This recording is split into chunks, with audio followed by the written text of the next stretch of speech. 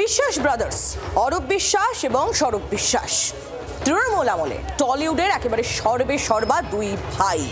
তৃণমূলে বিধানসভা নির্বাচনে হেরে যাওয়ার পর তাদের সেই আধিপত্য এবার কমল।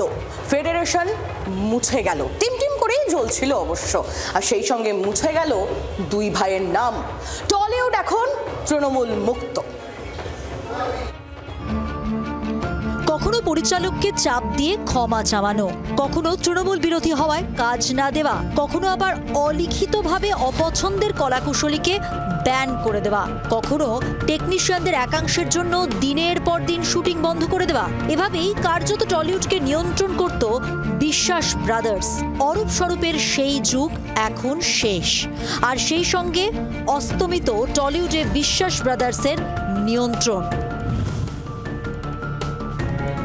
পালাবদলের পরপরই টলিউডের অনেককে নিয়েই বৈঠক করেন বিজেপি বিধায়ক ও অভিনেতা রুদ্রনীল ঘোষ।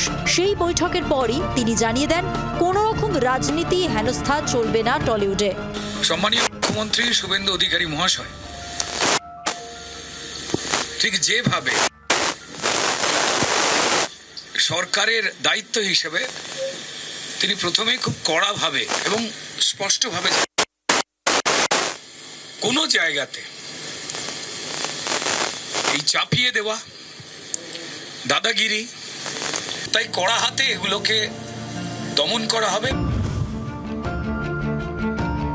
পাপিয়া অধিকারীর কাছে 26-এর ভোটে তৃণমূল কংগ্রেস প্রার্থী অরূপের পরাজয়ের পরেই প্রশ্ন উঠেছিল ফেডারেশন সভাপতি স্বরূপের অস্তিত্ব নিয়ে। তার ক্ষমতার কবরে শেষ পেরেক পুঁতলেন পাপিয়াই। টলিউডে পাপিয়া অধিকারীর বার্তা, ডাবল ইঞ্জিন সরকারের সহায়তায় দিল্লির ইস্টার্ন ইন্ডিয়া মোশন পিকচার্স কনফেডারেশনের আওতাভুক্ত হবেন টলিউডের সব কলাকুশলী। লক্ষ্য দুর্নীতিমুক্ত ইন্ডাস্ট্রি, সবাই কাজ পাবেন, যোগ্যতার ভিত্তিতে কাজ দেওয়া হবে। মতবিরোধ থাকলেও কাউকে নিষিদ্ধ করা যাবে না, শুটিং বন্ধ করা যাবে না। এটা কনফেডারেশন হচ্ছে, একটা কনফেডারেশন।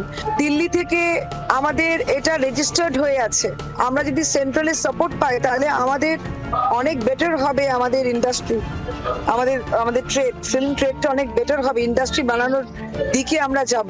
বাইরে থেকে অন্য প্রোডাকশন হাউসরা আসবে, তারা এখানে কাজ করবে, আমাদের লোকজনদের নিয়ে কাজ করবে। আমাদের লোকরা অনেক বেটার এক্সপোজার পাবে।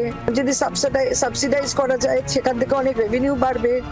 সব দিক দিয়ে সুফল হবে। হল মালিকদের সুবিধা হবে। এই যে ফেডারেশনের যা গিল্ড ছিল সবই একসাথে তলায় চলে আসবে। টলিউডে আর ফেডারেশনের অস্তিত্ব রইল না।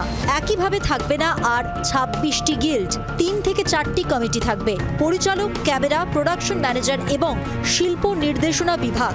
সব মিলিয়ে টলিউডে পুরোপুরি সাফ এখন তৃণমূল। সৌমিতা মুখোপাধ্যায় ও দেবাঞ্জন বন্দ্যোপাধ্যায়ের রিপোর্ট, জি 24 ঘন্টা।